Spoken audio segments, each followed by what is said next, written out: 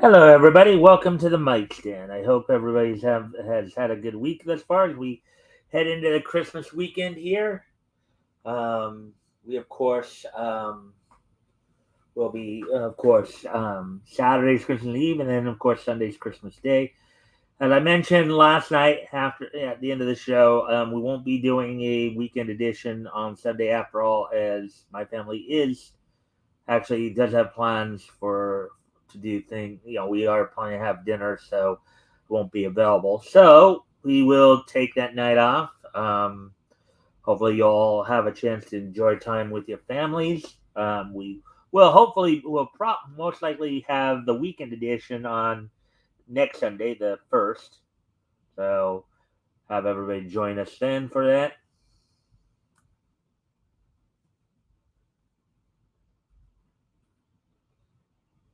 I know a lot of people are taking, of course, taking the next couple of days off due to the holidays. Of course, RJ will be on with me tomorrow night for our weekly look back at comic history. Tomorrow, of course, we'll be continuing our look at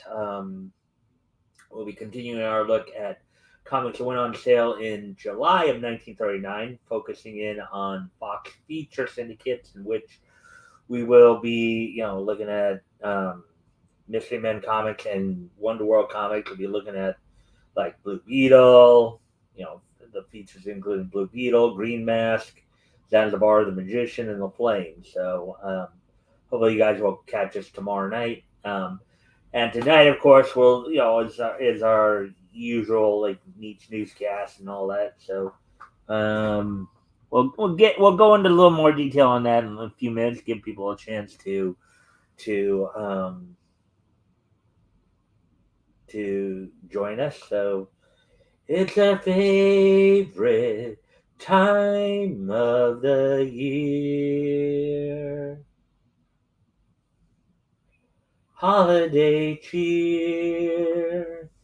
The world is believing that mistletoe feeling, and always on the bouquet.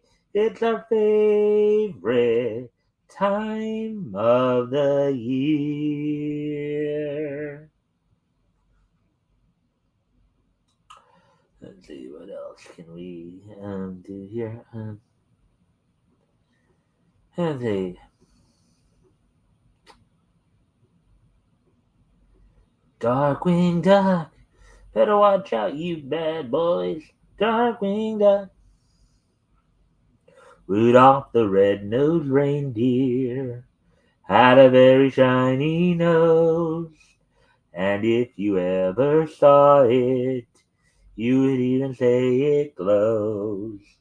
All of the other reindeer used to laugh and call him names. They'd never let poor Rudolph join in any reindeer games. Then one foggy Christmas Eve, Santa came to say, Rudolph, with your nose so bright, won't you guide my sleigh tonight?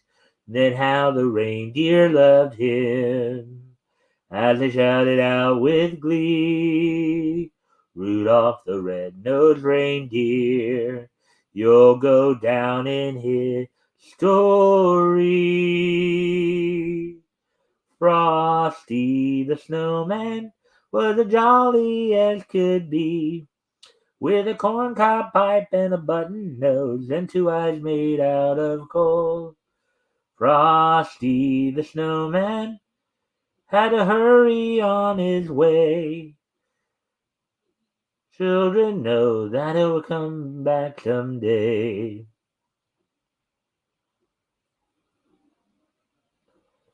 Let's see. Feliz Navidad.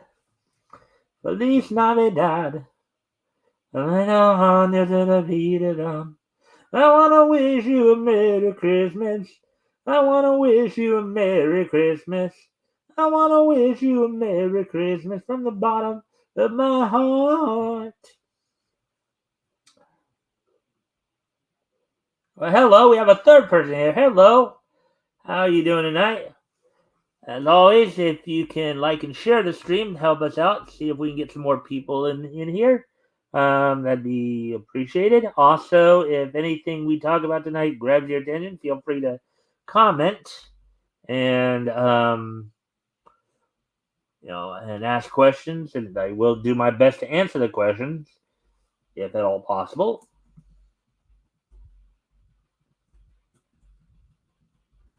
I said we're just waiting for more people to show up. That's why we haven't gotten into anything yet, into our articles, anyways. Um,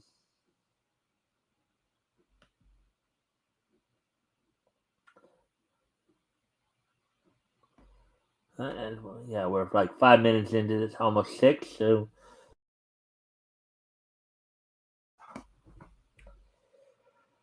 let's see.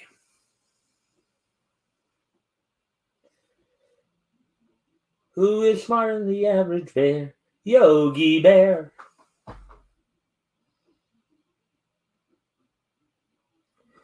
It's it's a time.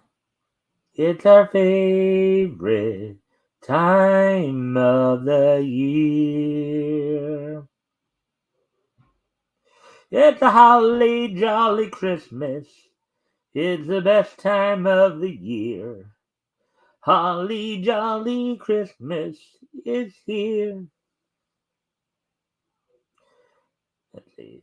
All right. Well, anyways, we're gonna go ahead. I normally will wait till 8 minute mark, but we're coming up on 7 minutes here. I'm gonna go ahead and just go over what's on tap for today. So our main article we're gonna look at from Bounding into Comics will be Titan Comics making a recent announcement that they're looking to do some omnibus stuff regarding around some Conan properties, including the original Conan the Barbarian, Savage Sword of Conan, omnibus editions. Aside from that, we will, of course, unless we find something else on Bounding into Comics since I last checked this afternoon, we'll also we'll eventually head over to CBR, see what we can find there. What coverage we might find there. Also, of course, our wrestling wrap up and the This Day in Each History. So, with that, why don't we go ahead and get started then? Here we go.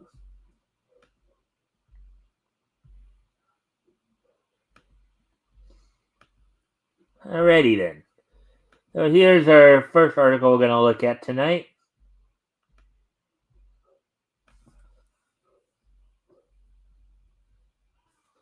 Titan Comics to collect and publish original Conan the Barbarian and Savage Sword of Conan comics in omnibus editions. Article by Johnny Trent, or John F. Trent, rather, published December 22nd, 2022. So, anyways, it's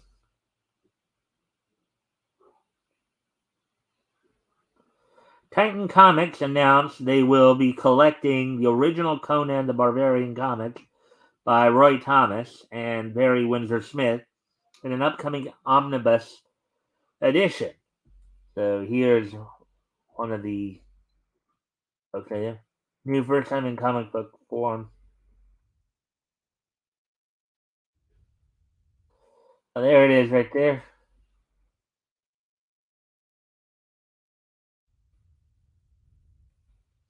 As part of their March 2023 solicitations, Titan Comics detailed that they will collect Conan the Barbarian, number 1 through 26 from 1970, and stories from Savage Tales, number 1 and number 4 from 1971, and Conan the Barbarian, the original comics omnibus, volume 1. The official solicitation states, quote, "This is the definitive collection of classic 1970s Conan the Barbarian, created by the famous Roy Thomas and Barry Windsor Smith, who introduced the sword and sorcery genre to comic books.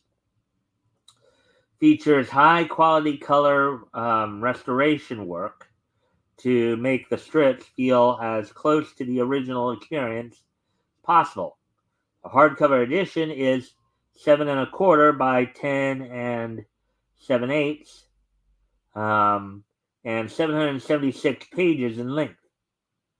It will retail for $125 and goes on sale on June 14th, 2023.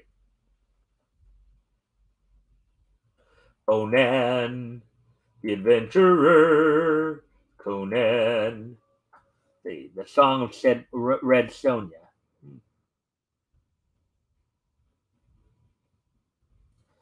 Not only is Titan collecting and publishing the original Conan the Barbarian comics, but they will also be collecting and publishing Roy Thomas, Barry Windsor Smith, and John Buscema's The Savage Sword of Conan books. Similar to the Conan the Barbarian, the original comics omnibus, Volume 1, The Savage Sword of Conan, the original comics omnibus, Volume 1, will be a hardcover. It's 7 1/4 by 10 7/8. It's 968 pages in length and will retail for $150. It goes on sale on June 28th, 2023. So one book goes on sale June 24th, the other one goes, or June 14th, and then the next one goes on sale 2 weeks later. Oh, look at that! Look at that! I'm surprised they let that one go.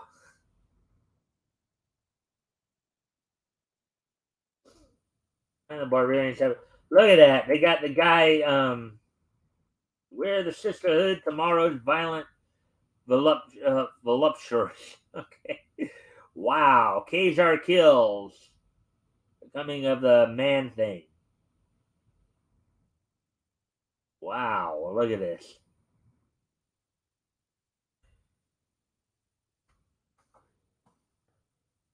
The official solicitation reads, quote, the dark and gritty tales within are perfect for Conan fans looking for that um, extra bit. Okay, that should have probably been 2 words, not one. Extra bit of bloody violence.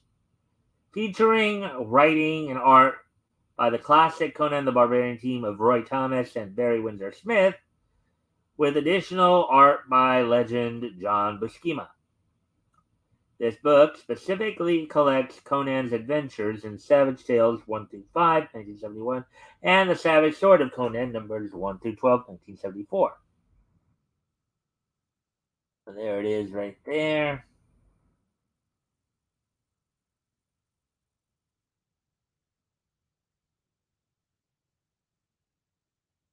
Do you plan on picking up these 2 omnibuses when they become available later during the summer of 2023?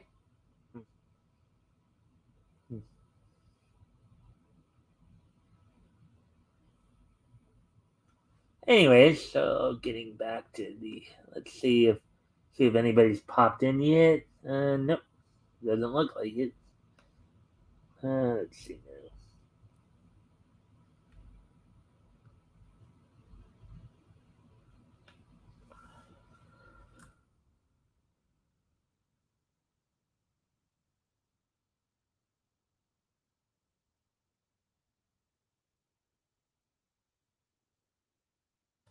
All right, so let's see. First off, if Bounding in the Comics has anything news popped up since I last checked earlier this afternoon. Let's see.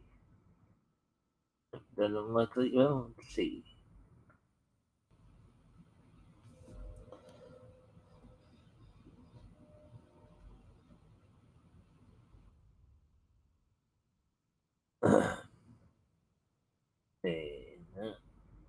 Let's see. Nothing really new here in terms of what we usually cover. So let's go over to CBR then and see what's up there. Since we did start out with comics, we'll continue to go through the comic section first.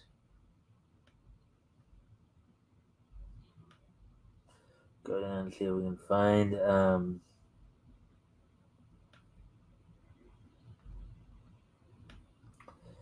They were like 14 minutes into this. 15.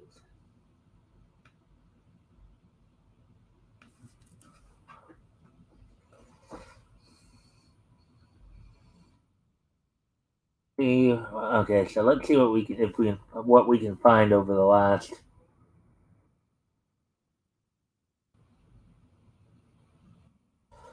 Aliens debuts a new hit. Okay, that might be a spoiler. Let's see. Hmm. This. Let's see. Look at this real quick. See. Let me see if. Okay. All right. So we'll go with this one then next. Keanu Reeves' Berserker announces its grand finale. Boom Studios reveals the official cover art and synopsis for the upcoming 12th and final issue of Keanu Reeves' Berserker.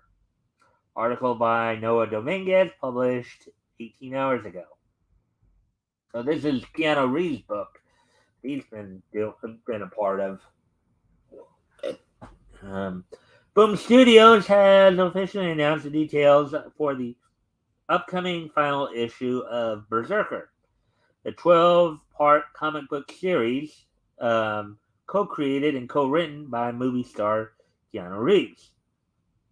Berserker number 12 is currently slated to hit the comic shops in March 2023. The issue comes from the series usual creative team of writers Reeves and Matt Kint, artist Ron Garney, colorist Bill Crabtree, and letterer Clem Robbins. Um, at the time, Boom. At this time, Boom has unveiled Berserker's number 12's main cover, which comes from Garney and Crabtree, as well as various variant covers from the likes of Kent, Alex Maleev, and Code Boss Logic Abdo. So here are some of the images right there. A couple of bloody images right there as well. Anyways, the official synopsis for Berserker's finale issue reads as follows. Quote, the epic conclusion to the groundbreaking original series is finally here. Caldwell's master plan is revealed, setting up one final showdown with B and Diana. At the end of all things, the immortal warrior finds himself faced with a challenge that even he might not endure. And if he does succeed, the what will remain of him when there are no more battles left to fight? Berserker is ending, but a film is on the way. Created by Reeves and Kent, Berserker initially launched in March 2021. The Boom Studios titles 11th and penultimate issue hit comic shops just this week, setting the stage for its grand finale in 2023. The series centers on Berserker, um, often simply referred to as B, who is an immortal warrior illustrated in Reeves' likeness. What is so? Did Matt Reeves here just decide to just make draw himself? Basically, is that what they're saying? That sounds interesting. Maybe with a few more muscles and all that. Yeah, maybe.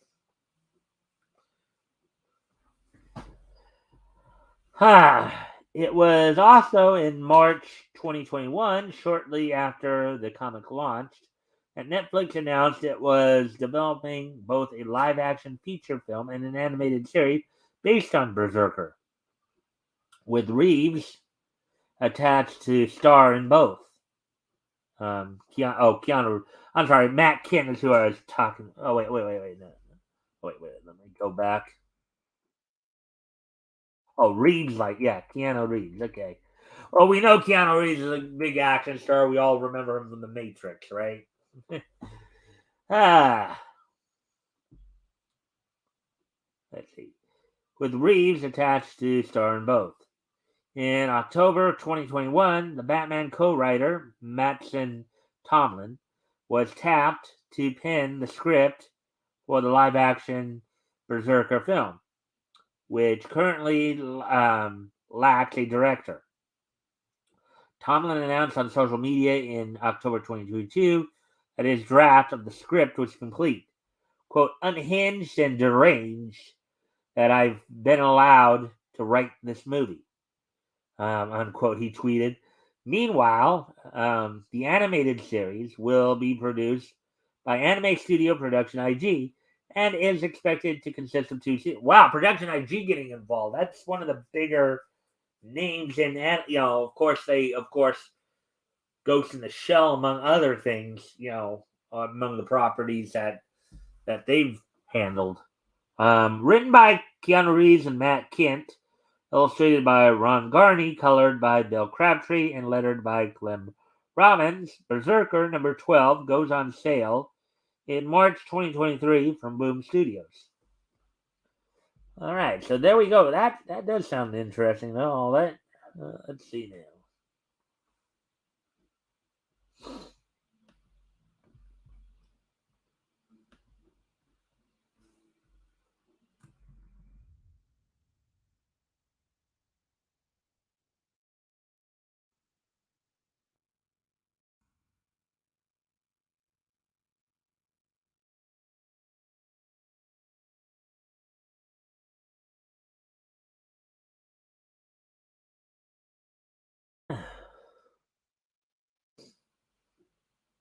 Anyways, getting back to, let's see, what more can we find here?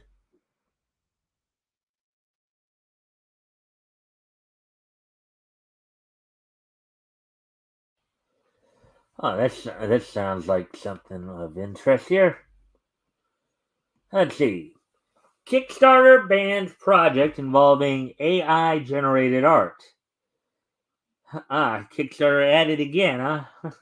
They've been banning a lot of stuff. You would think that you know they wouldn't be banning stuff because they want to actually make money, but apparently that's not the case.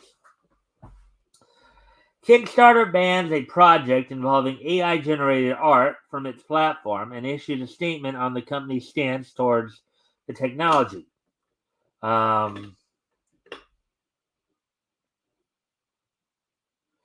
Brandon Schwer, article by Brandon Schwer, published 10 hours ago. Kickstarter has banned a project involving AI generated art from its platform. Earlier this month, a group called Unstable Diffusion started a Kickstarter campaign to fund a project which described itself as, quote, the development of open source community first AI models that will achieve the dream of a billion people exploring and creating art with nothing but their imagination. This revolution in human expression will be equivalent to the invention of the printing press or the internet. AI that allows for anyone to make art. Quote, the campaign, which further states desires to quote create a much more expressive and dynamic AI art model that can better handle human anatomy, unquote. Raised $56,177 with 867 backers. I wonder what the problem is there. Okay, I see maybe one of two potential problems. Either it's the kind of the old machines taking over for humans bit, that possible, or if they're saying that the human anatomy is just so good, maybe that's getting them too. It's like they're worried about the whole potential for like perversion and all that. But let's see what they have to say on this.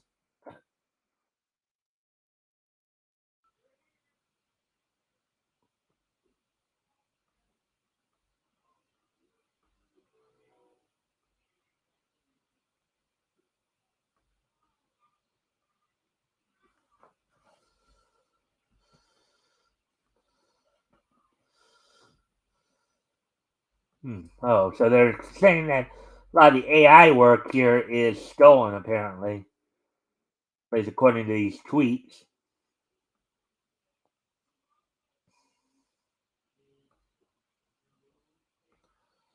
Hmm. So that's the issue there. Kickstarter statements on AI art projects. Many took to Twitter to complain about about the project and its intentions. In response, Kickstarter removed the project and issued a statement regarding the company's current thinking toward AI technology. Written by Kickstarter CEO Everett Taylor on December 21st, the statement reads, quote, "At Kickstarter, we often have projects that are innovative and push the boundaries of what's possible. And that means we're sometimes navigating some really tricky and undefined areas. Over the last several days, we've engaged our community advisory council and we've read your feedback to us via our team and social media.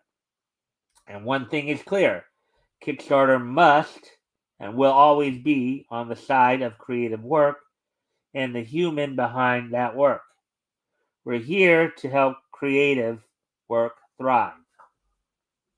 So yeah, I think at least based on this a little bit, it seems like it's more, they obviously they don't want to see the machines take over. Basically, Taylor's statement goes on to explain that the criteria the platform will use to determine, quote, what place AI image generation software and AI generation art should have on Kickstarter, if any, quote unquote. This includes looking at if a project is copying or mimicking an artist's work, if a project exploits a particular community, or if a project is putting anyone at risk of harm. Quote, "This tech is really new and we don't have all the answers. The decisions we make now might not be the ones we make in the future.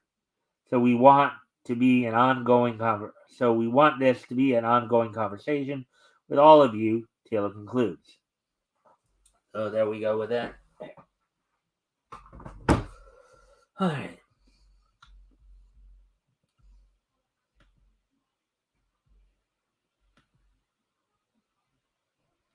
All right. So let's see now. Oh, let's see what more we can find.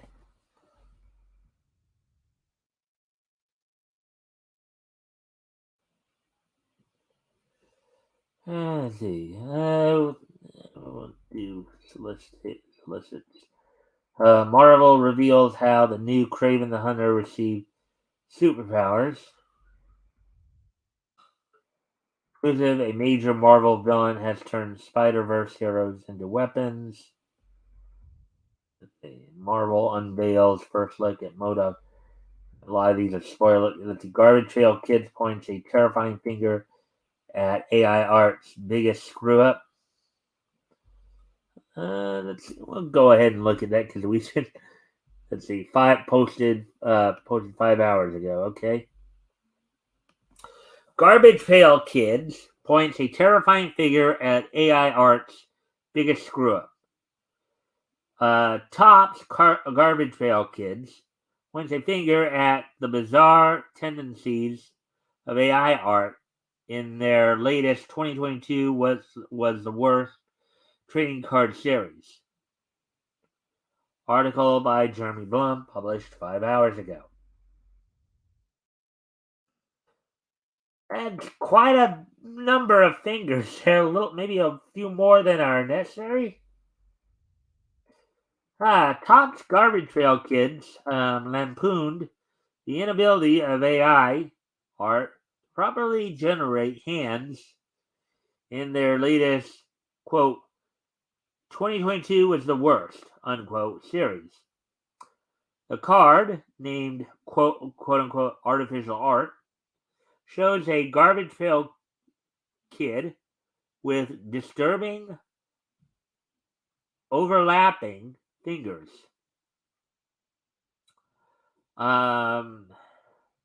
The image takes aim at the tendency of AI art bots to struggle with hands to feature um, a feature that has been noted as both a weakness of the bots and a surefire way to determine whether or not an image was created by a human or generated by AI.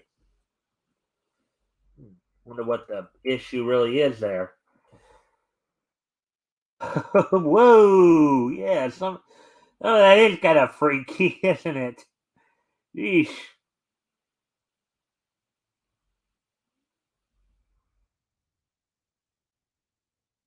Garbage Pail Kids trading cards, originally released in 1985 as a spoof on the family-friendly Cabbage Patch Kids, um, are known for producing humorous and often disgusting takes on the most off-the-wall moments of each year.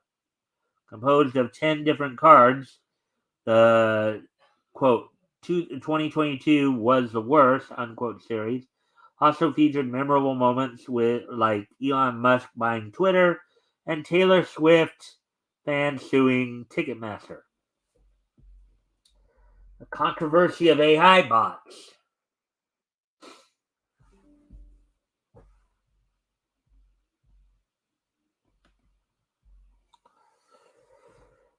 As AI image bots technologically improved in 2022, they have also drawn increased scrutiny. Much of the controversy surrounding them revolves around the fact that the work of real artists fuels the algorithms behind the bots, and none of these artists are currently compensated.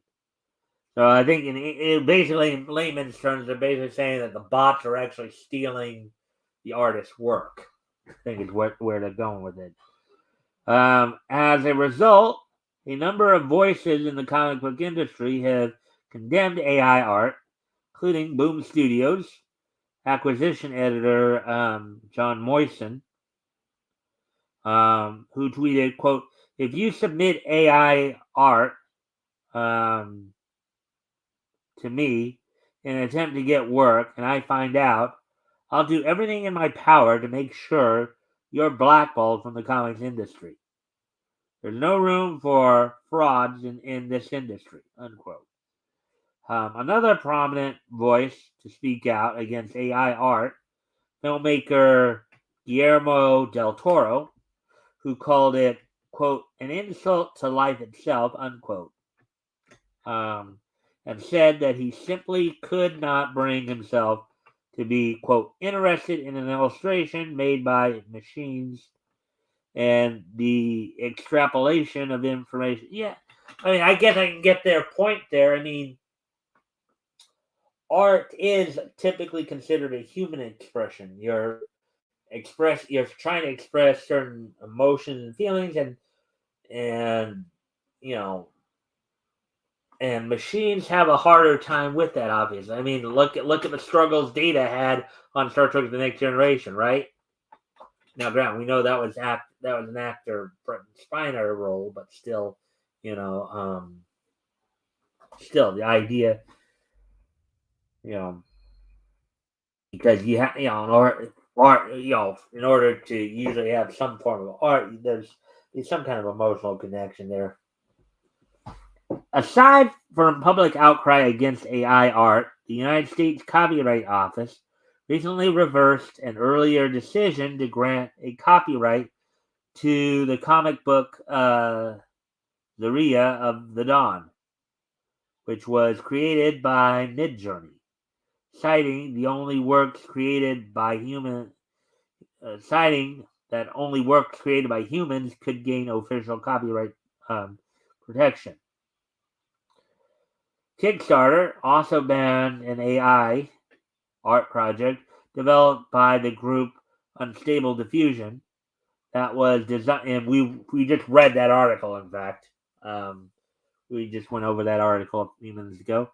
was designed to better handle human anatomy, quote unquote. The company released a statement in the aftermath of the banning, explaining that it would continue to refine its standards on AI art projects that were not mimicking the work of human artists. A portion of the statement reads, quote, Kickstarter must and will always be on the side of creative work and the humans behind that work. We're here to help creative work thrive, unquote. So there you go with that one.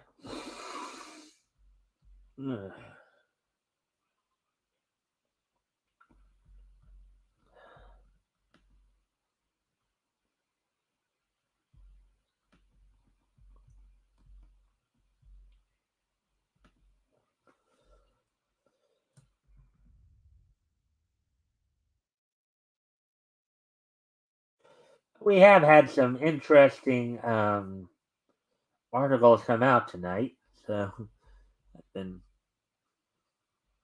kind of interesting. Huh.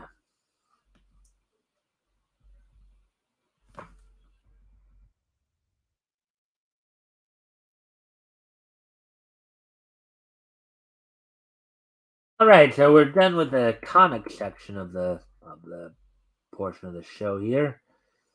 Let's see.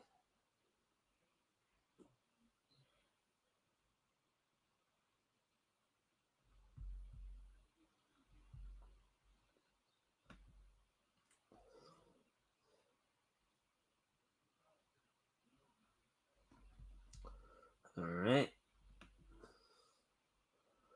Well, first off, we'll head over into the TV section here to see if we can find any animation news to look over.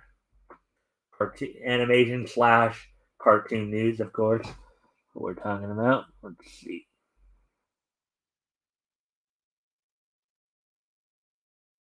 Right, so anything inside, of course, of a day.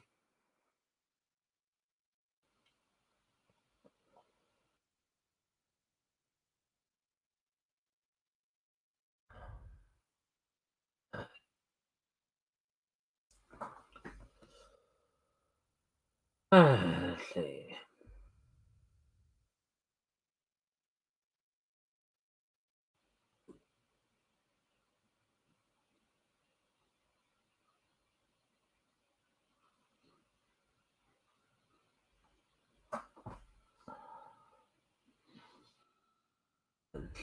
Little spoilers.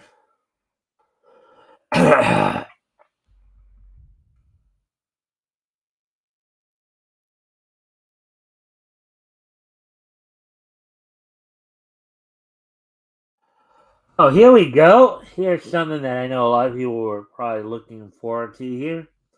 Harley Quinn Season 4 confirmed for a 2023 release.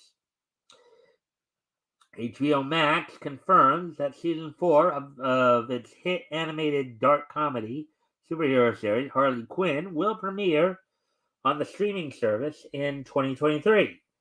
Article by Josie Brown, published 9 hours ago. They got quite a colorful young lady right there in Harley Quinn, right?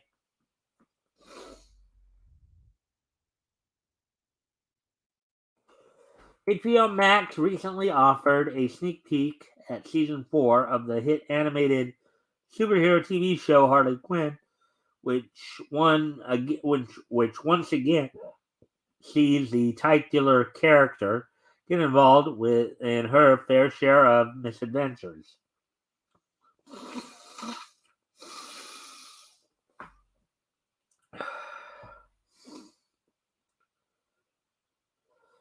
HBO Max unveiled its lineup of originals and returning series for the new year. Among them was a preview of Harley Quinn Season 4, featuring Harley taking a ride with the Joker and some vicious-looking dogs in the streets. The return of the action show was confirmed alongside other familiar shows, including Succession, Winning Time, The Rise of the Lakers Dynasty, and True Detective Night Country, and debuting series such as The Last of Us, The Idol, and Velma. Oh, Velma's still coming out. I wonder if that's the one where they try to turn Velma black. Remember that? I mean, I even said that the art on that one made her look like she was just like a chocolate bunny or something like that. No specific date has been announced for when season 4 begins airing. All right, before I continue, I do need to go off camera here for a moment. I'll be right back. I'll put some music on.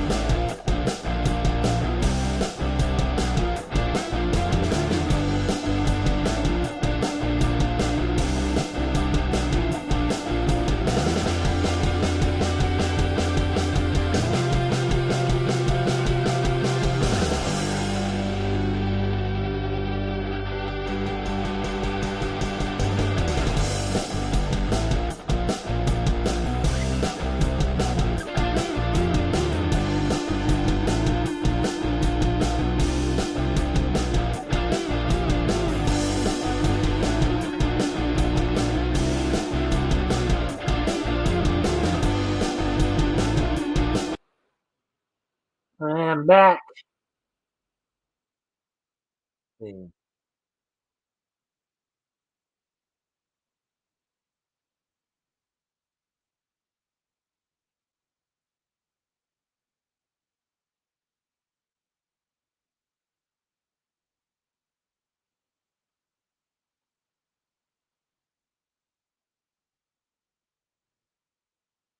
All right. Anyways, getting back to the article here. Let's see.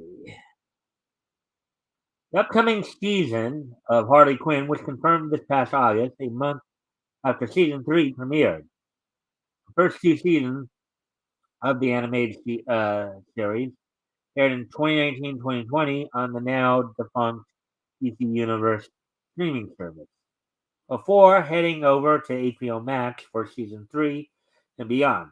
Season 3 finale introduced seismic shifts between Harley, Poison Ivy, and the Bat family, shaping up potential turbulence in upcoming episodes. It also saw a close to the trauma Bruce Wayne suffered, possibly leading to a healed and healthy Batman appearing in the new season.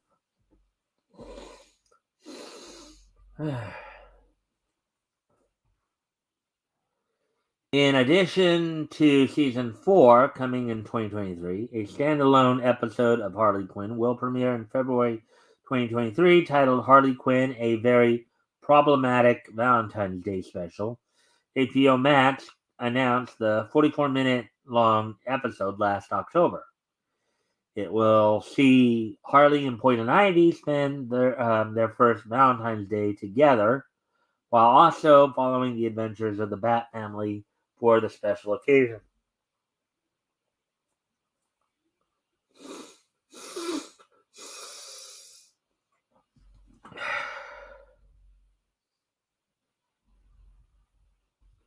Harley Quinn stars 8 Simple Rules and charmed actor Kaylee Cuoco as Harley, and Boston Legal's Lake Bell has Poison Ivy.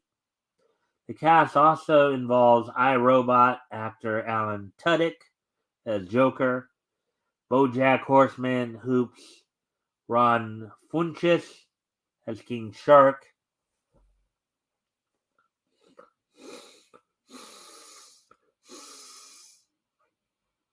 and Arrested Development star Tony Hale as Dr. Psycho.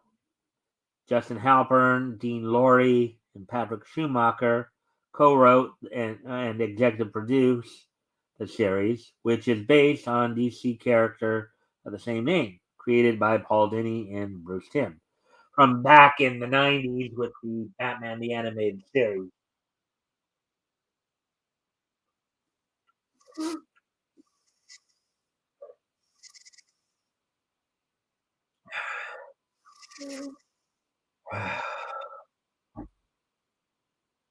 Series creators have expressed hope that at an extended run that goes well past season 4, Harley Quinn has earned widespread acclaim for its R-rated humor and ideal comic book deconstructionism, as well as the quality of animation and portrayal of its main protagonist. Harley Quinn is available for streaming on HBO Max. Season 4 is scheduled to be released sometime in 2023. So there we go with that one.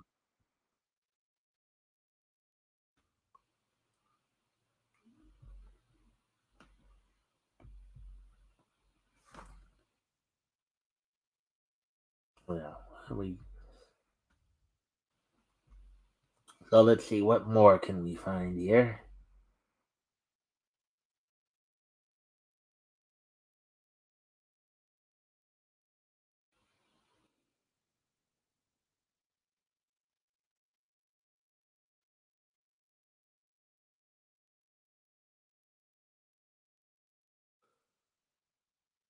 Let's see.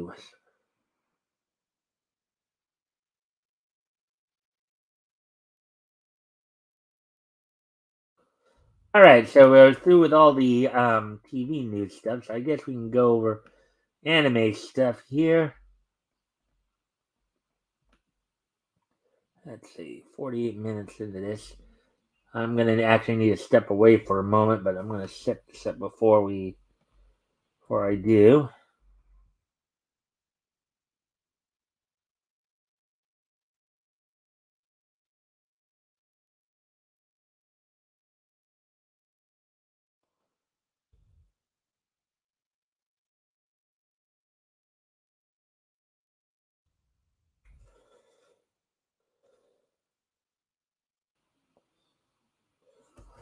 All right. So, anyways, I'll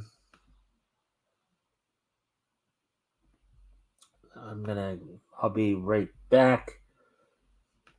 Put the music on for you guys.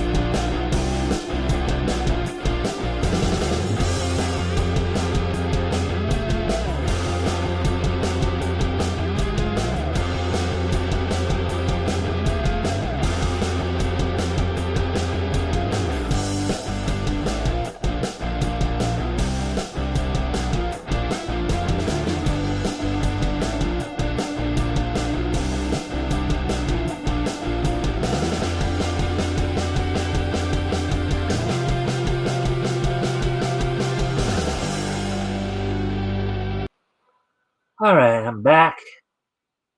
Uh, well, at least hopefully you guys will catch us on the replay and find some of this stuff interesting. Let's see. There's an interesting little article here. Haruhi Suzumiya, voice actor, still receives death threats a decade after the anime. Wonder what that's all about. Let's see.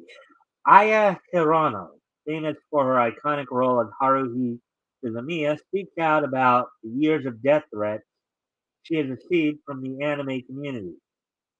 I wonder why they. I wonder why they'd be. I wonder why they'd be giving her death threats. From the Japanese voice actresses. Article by Renee Timor, published 23 hours ago. I guess we take a look at this and see what's going on here. Haruhi Suzumiya's voice actor, Aya Hirano, that's the Japanese voice actor, by the way. Wendy Lee was the one who provided her voice in the English dub when that came out. Says she has received death threats from the anime community for over 10 years. Initially reported by Anime News Network, members of the Melancholy of Haruhi Suzumiya fan base started targeting Hirano back in 2010, so it's more like 12 years after a scandal revolving around her relationships with the male members of her band. The anime community also attacked Hirano after she spoke openly about a personal dating preference for Japanese television stars. These threats persisted even after Hirano largely abandoned voice acting in favor of stage production and ultimately resulted in the arrest of one individual. Oh my goodness! So let me get this straight. People were threatening this young woman. They were threatening to kill her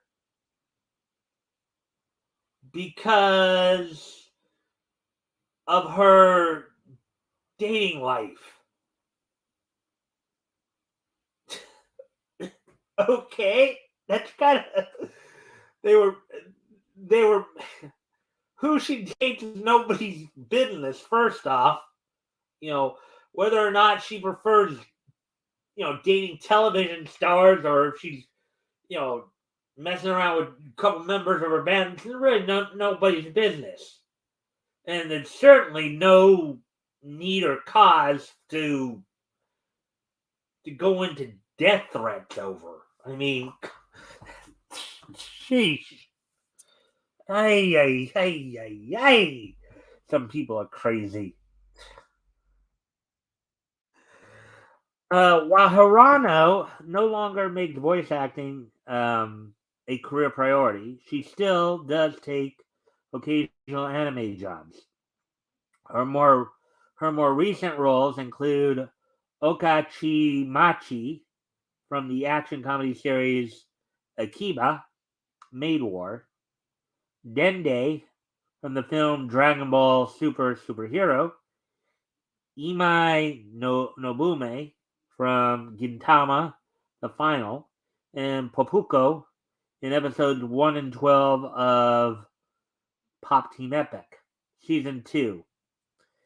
Hirano recently took to Twitter to address the anime community's continuous violent threats, assuring her fans that she remains unharmed and that she is fearful but also determined to continue taking on anime jobs. Good for her. Stand up for herself. Don't let these people don't let these people bully you into a corner. Quote, it makes me afraid and not want to be involved in that kind of world, unquote, Hirano said. Quote, but I push through because I simply want to focus my energy on doing a good performance with my roles. With that in mind, would you still say, quote, it's your fault for pandering to otaku? I could resolve this issue by quitting anime altogether, but I think That's just turning a blind eye to the problem. That's why I decided to make this post. Good. She makes some good points there. That's the thing. Why people would be making threats to her like that over who she dates or whether or not she has a particular preference for dating. It's insane. It's really insane. You know. Let's see. Aya Hirana's voice acting career began in 2001 with her role as Saru no Momo from the romantic comedy series Angel Tales. Since then, she has played several iconic characters besides Haruhi, including Konada Izumi in Lucky Star, Lucy Heartfilia from Fairy Tail. Now, granted, she's the Japanese voices of these characters. Okay, just to remind everybody, she's what they call the Seiryu. Okay, um, and Imai Nobume from Gintama in Kyoto Animations. The Melancholy of Haruhi Suzumiya, Hirano plays the titular character, an eccentric high school girl who wants to inhabit a world filled with aliens, time travelers, and espers. Hoping to make her world more exciting, Haruhi creates a club called the SOS Brigade with the help of her reluctant classmate Kion. However, unbeknownst to Haruhi, an alien, esper, and time traveler end up joining the club, informing Kion that they have been sent to monitor Haruhi because she may actually have the powers of a god.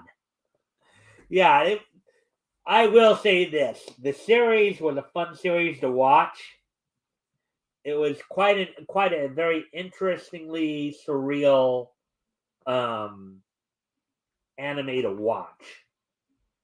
You know, quite fun, kind of out there. There was even a series of like episodes that's like basically just played the same day like 8 times, just with different circumstances coming out of it. It's like you know,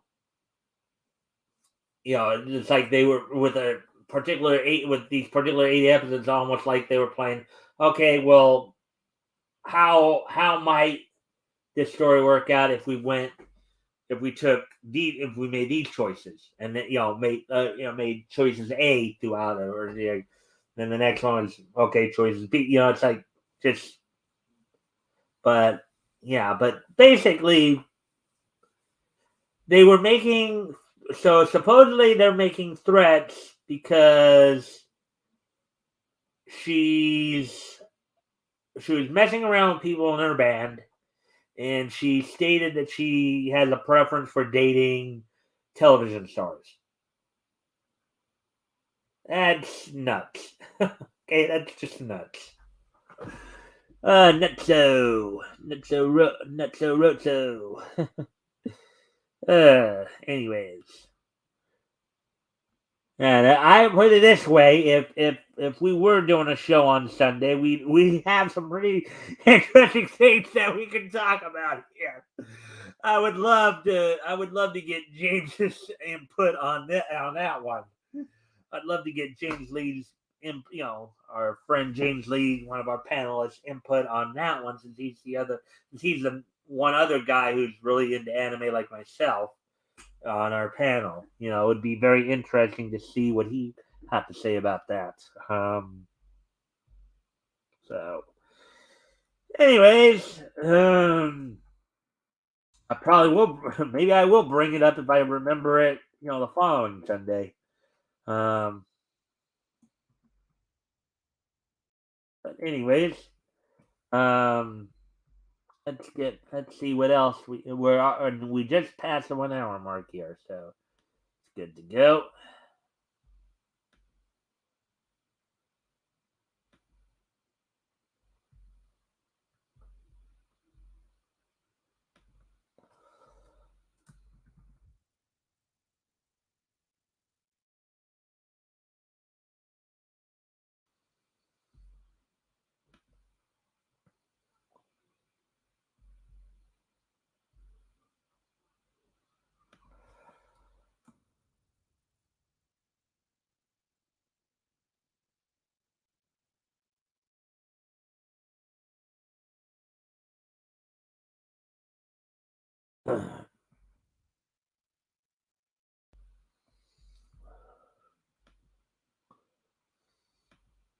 All right, so let's see. Let's be on this very.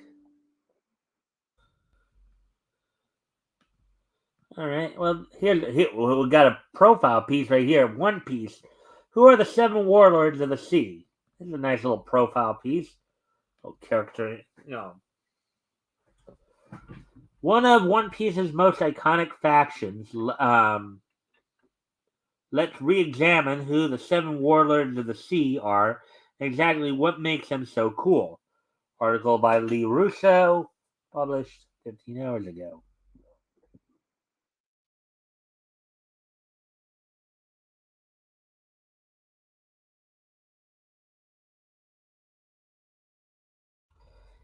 It's a curious case about how the Marines of One Piece are able to drive back pirates, especially given how many there are.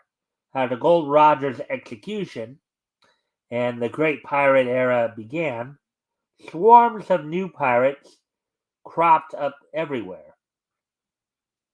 At this time, the four emperors of the New World were just beginning to establish their power and territory.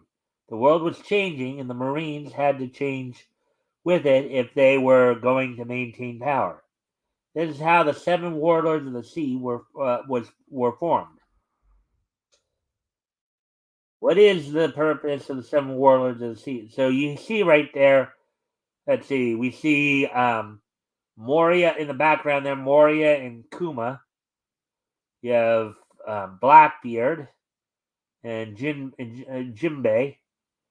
Boa Hancock, Don Quixote Don Flamingo, and Mihawk on the far right there, the screen.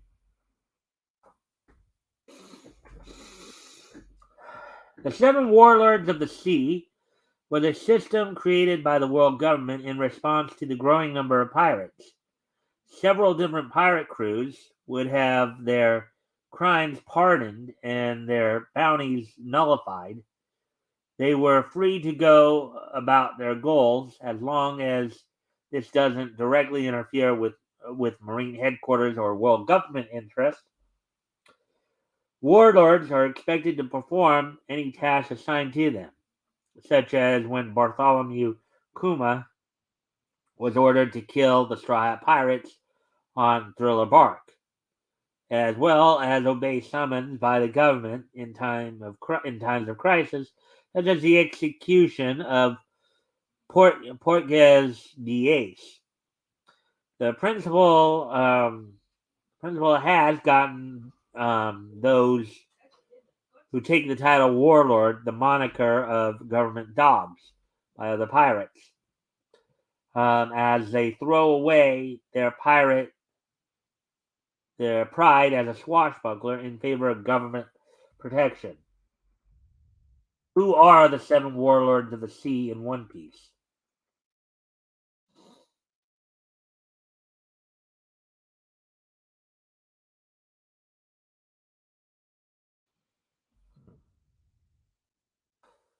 The first warlord, Dracula Mihawk, was introduced in chapter 50 when he destroyed Don Krieg's ship and then battled with Zoro.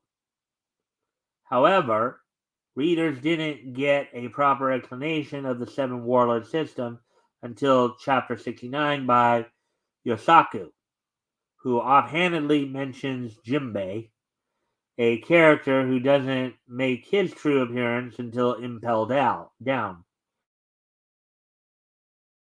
It is actually loosely based on real-life privateers. Privateers were approved pirates employed by old European nations to plunder and attack ships, colonies, and other pirates. There are 11 known characters in One Piece who have held the title of warlord at one point or another. However, the seven most recognizable warlords are as follows: Dracula, or I guess in the English dub it's Dracule, but Dracula, Hawkeye, Mihawk, the Tyrant, Bartholomew Kuma, Boa Hancock, Pirate Empress, Sir Crocodile, Gecko Moria, the first son of the sea, Jimbei, and Heavenly Yaksha, Don Quixote do Flamingo. Again, these characters were part of course, Impel Down and Marineford arcs. A few other characters would later hold the title of Warlord for a period of time, including Surgeon of Death, Trafalgar Law, Buggy the Clown, Marshall D. Teach, and Edward Weevil. Okay, so yeah, I thought so. When I was looking up at one of the pictures up there, look, one of them did look like Buggy. Okay. Interestingly, each warlord has a specific reason for taking the title, noble or otherwise. For instance, Boa Hancock uses her title of warlord to maintain her home, Amazon Lily, as a closed-off nation where the world government of Marines can't impose their authority on her people. Jimbei likewise took the position of warlord as an act of good faith, believing it could strengthen relations between fishmen and humans in the future.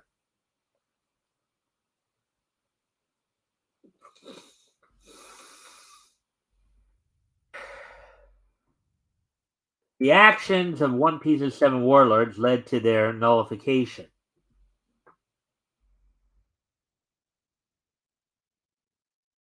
However, more villainous warlords like Crocodile or Doflamingo use their positions to go about their ambitions in their respective kingdoms without fear of government investigation. Even Buggy the Clown was able to make use of his new warlord position after the time skip. Buggy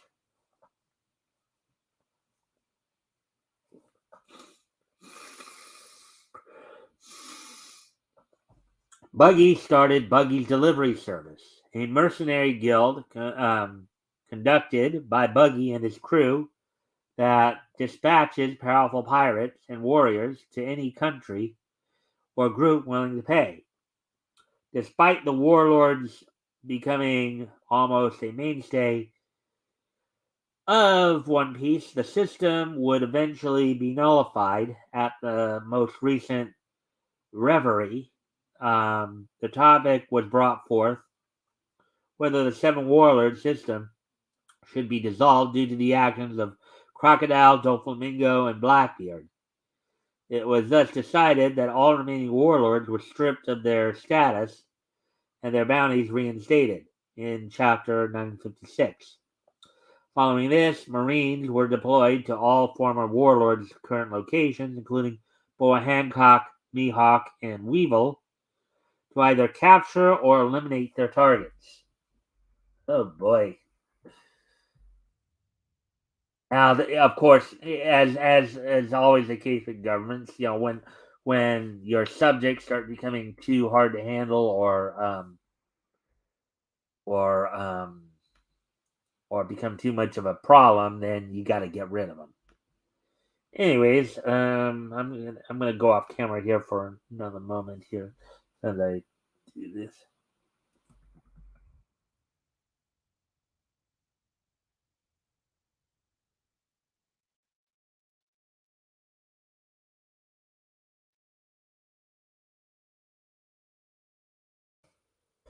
All right. So, anyways, I do need to go off camera here for a moment again, so I'll be right back. Put some music on for you guys.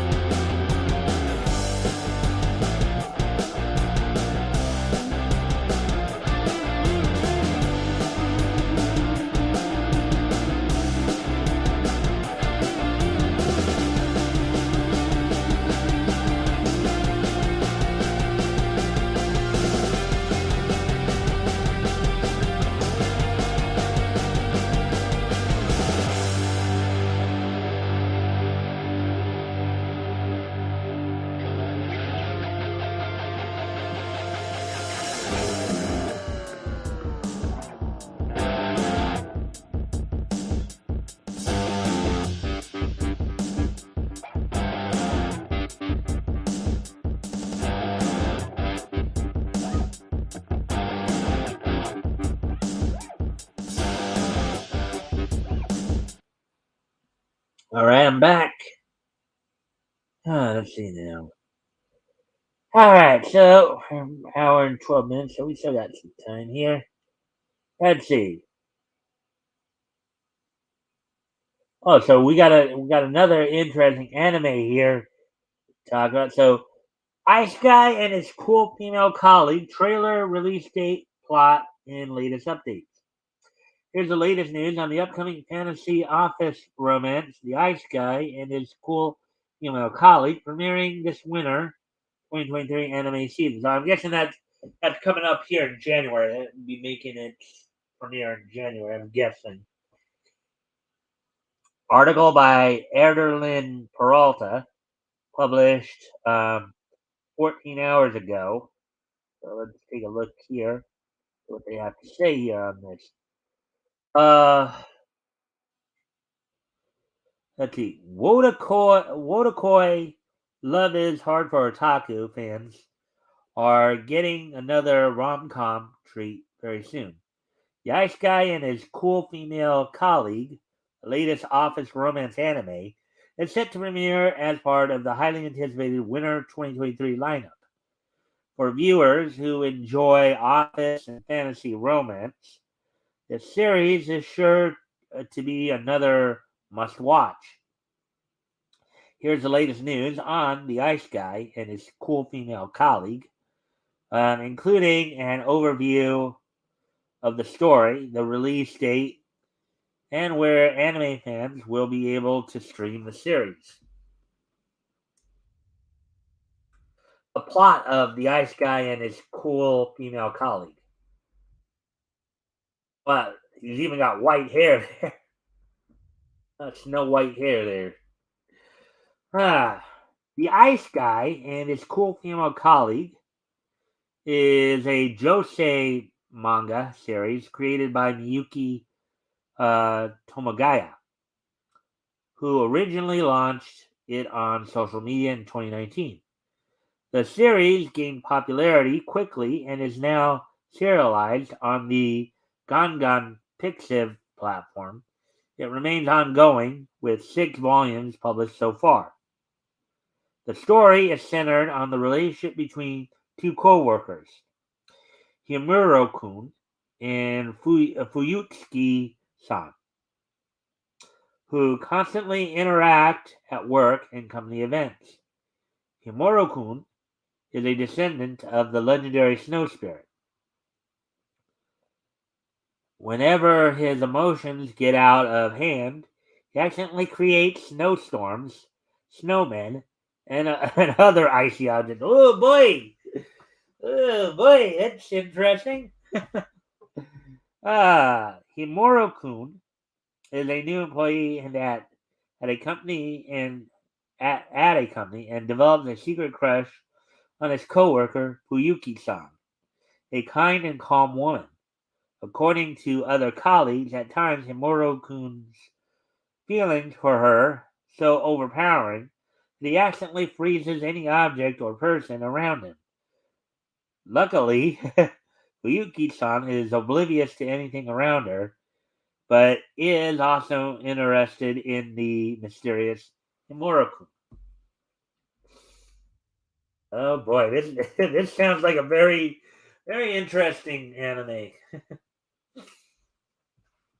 Trailer and release date for The Ice Guy and his cool female colleague.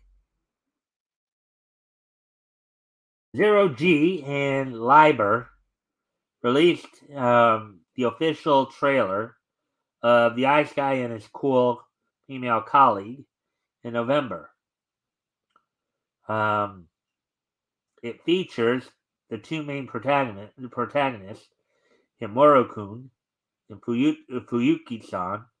The latter is walking on a bridge and encounters Himuro-kun, and the two stare longingly at one another as the cherry blossom petals fall from the trees. The anime will premiere on January 4th, 2024. So January 4th. So let me see. 36. So that's actually 2 weeks from yesterday, I believe. So it will be Wednesday, January 4th. Same day as Wrestle King, as New Japan's Wrestle Kingdom, I believe. In Japan, and will be available to stream on Crunchyroll in North America and anyone Asia for international audiences.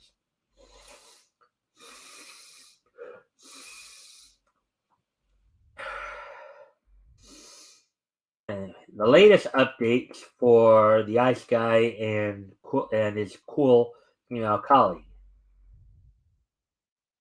I wonder if that's Fuyuki-san right there. She does look like a nice looking young lady, doesn't she?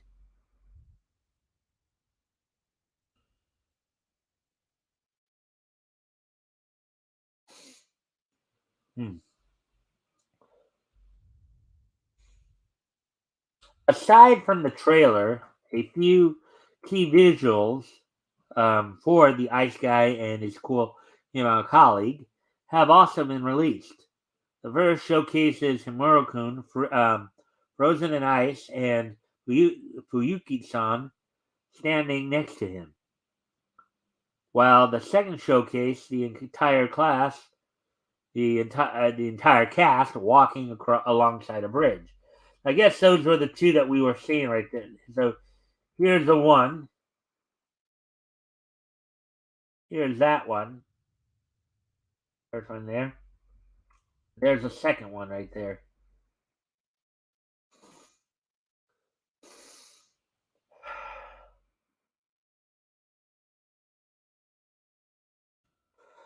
There was a promotional video featuring more cute scenes between Himuro-kun and Fuyuki-san. The voice actor for Himuro-kun is Chiaki Kobayashi, who, of course, known for her work from Skate the Infinity, and for Fuyuki-san is Yue Ishikawa, known for her work from Attack on Titan. As for the supporting character, Yumi Uchiyama, known for their work in The Devil is a Part-Timer, will voice Komori. Koki Uchiyama, known for their work in Haikyuu, will voice is Saejima. Ayane Sakura, known for her work in My Hero Academia, voices Otonashi. Shugo Nakamura, known for their work in Blue Lock, is Katori. And Hiyori Nita, known for their work in Pastel Memories, is Yukimin.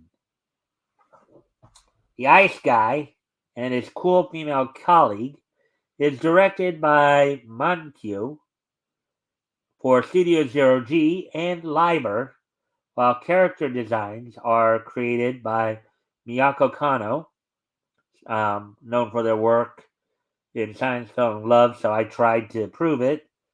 And the music is composed by Ruka Kawada, known for their work in Is the Order a Rabbit. Takao Sakuma will perform the anime's opening theme song, Frozen Midnight. And Naolu will perform the ending theme song, Renaria. So there we go with that one. Before we continue on there, let me see where we're at on time here. We're actually at hour 21, so actually we're probably at a time where probably a good time to start winding things down a bit. So I think we'll move on to the wrestling wrap up.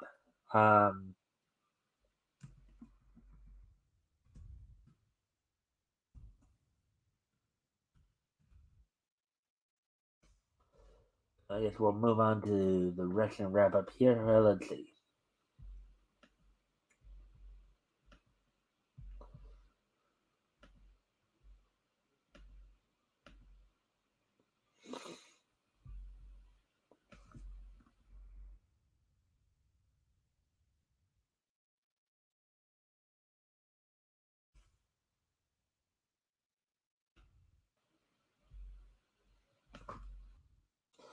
All right, with all that, let's see. Let me go ahead and talk a little bit about, let's see. So the wrestling wrap up here. So what's been going on?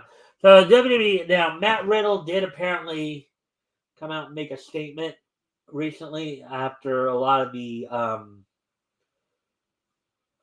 you know, basically saying that he is working on getting help for his issues, and that there are just people who are looking to put him down for it.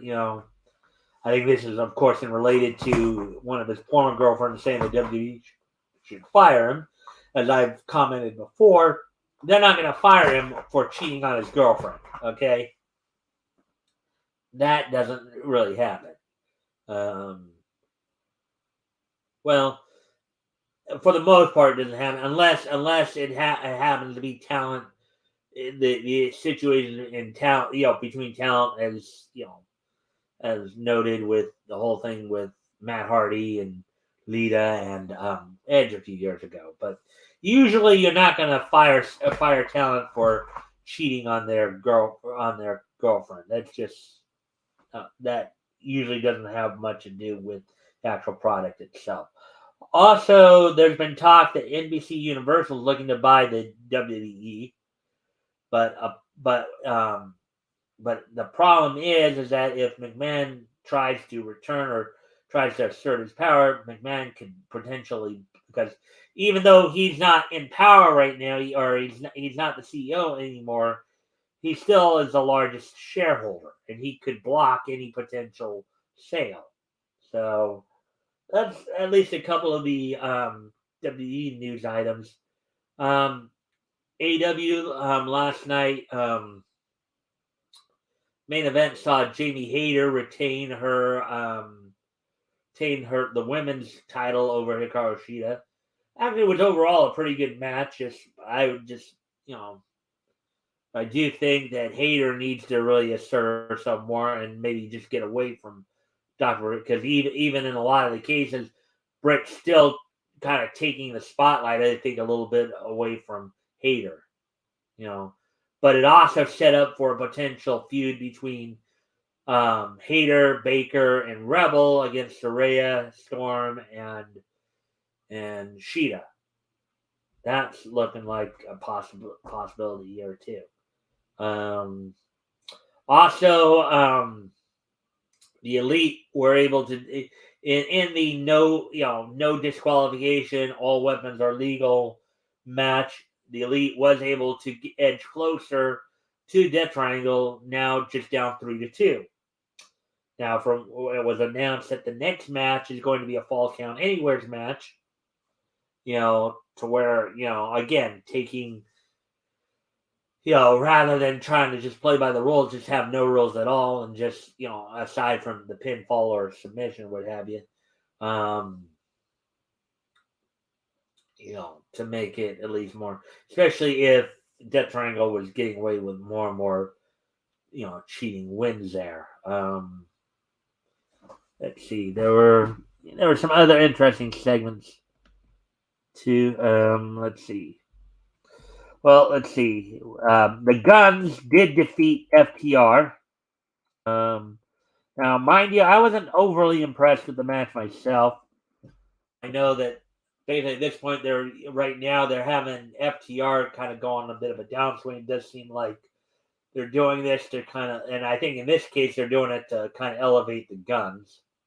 John Moxley defeated Darius Martin in a one-on-one match, and then Hook, of course, in a non-title match for the defeated Exodus Prime. So, and in some other segments, it looks like there's a feud now heating up between Ricky Starks and Action Andretti on one side against Jericho. So, Jericho Appreciation Society is now moving on to a feud with Action Andretti and Ricky Starks, it would appear.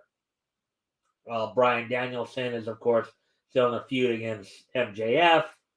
And it looks like in some other events. Yeah, I mentioned the women's feud earlier.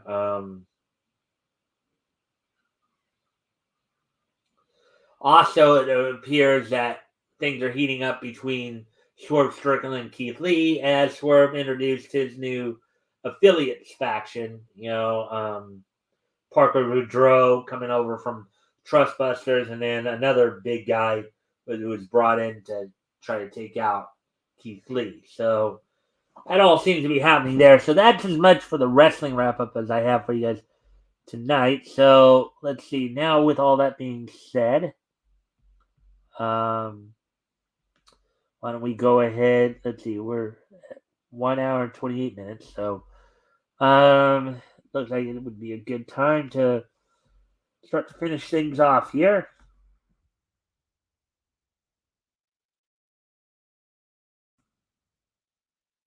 Right, so with that, today is Thursday, December 22nd, 2022. So let's take a look back at this day, Niche history. History.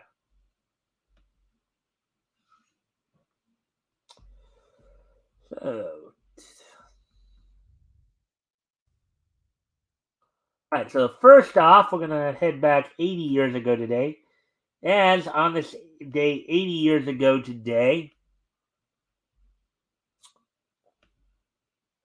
coming out of Standard Comics, of course, the first issue of Black Terror, which ran, I think, for something like 12 issues. It seemed to be a bit of an anthology series. Editor Ned Pines. I guess the writer for Black Terror was Richard E. Hughes, art by Ed Wexler. So, on this date back in 1942, 80 years ago today, the first issue of Black Terror from Standard Comics went on sale on this date back in 1942. Moving on to the next, and on this next one, we're going to wish a happy birthday to somebody. I'd like to wish a happy 60th birthday to Rafe Fiennes. Now, granted, I know it's spelled Ralph, but I guess it's pronounced Rafe. So, I'd like to wish a happy 60th birthday to Rafe Fiennes, an English actor who, among his cartoon animated credits, include providing the voice of Alfred Pennyworth in the Lego Batman movie. Also, Ramses in the Prince of Egypt animated movie. Let's see. He also provided the voice of Charles Cornwallis in the Liberty's Kids episode Yorktown. Now, for those of you who don't know what Liberty's Kids was a PBS series focusing in on the the American Revolutionary War. It was pretty famous for having a number of well-known actors and actresses lend their voices to the series. Walter Cronkite was a star, provided the voice of Benjamin Franklin in the series. So, happy 60th birthday, though, to Rafe Fiennes. Anyways, moving on to the next piece of niche history here. And we head forward to 1997. On this date, 1997, from the Macon Coliseum in Macon, Georgia, WCW, although for this particular evening, rebranded as NWO Monday Nitro for this one night only. This was the Go Home Nitro leading into Starrcade that year. And the NWO had, in essence, taken over the show. The main event saw Randy Savage defeat Lex Luger. You also saw Buff Bagwell defeat Chris Jericho. Harlan Heat defeat Lodi and Riggs. Kurt Hennig retained the WCW United States title over Disco Inferno. Chris Benoit defeated Hammer, by DQ in a 6-man tag match. Hector Guerrero, Juventud Guerrera, and Rey Mysterio Jr. defeated La Parca, Psychosis, and Silver King. And the show started off with Finlay defeating Eddie Guerrero via countout. So, that all happened 25 years ago today. And our last piece of niche history for the night. I'll get to here.